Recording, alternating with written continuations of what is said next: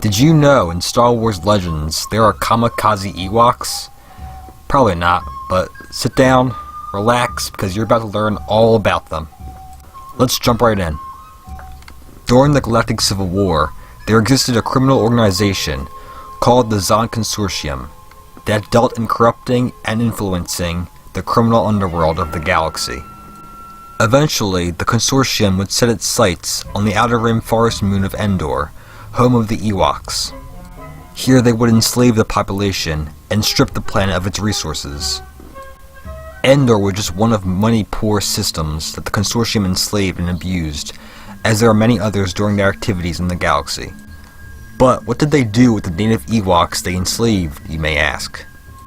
Did they use the Ewoks as miners and builders like the Empire did with enslaved Wookiees? Did they cook them and eat them so their troopers can eat? Or perhaps did they keep them as pets? Nope. They strapped thermal detonators on them and sent them to blow up rebel and imperial soldiers. Because that makes sense, right? The Consortium had in its payroll thousands of so-called Ewok Handlers.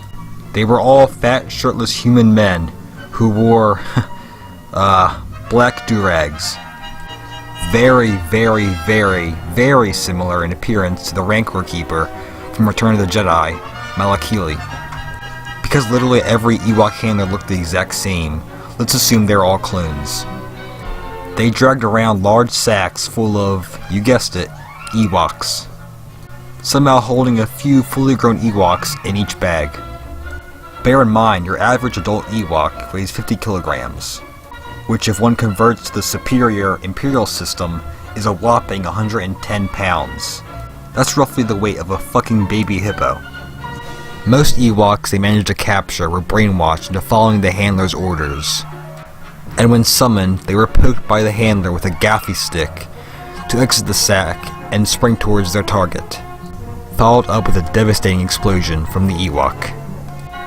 And if the Ewoks were not brainwashed in the first place, they likely ran towards the target in a state of confusion, hoping they would rescue them, to which the handler would remotely detonate the explosives that were strapped on the poor, adorable Ewok.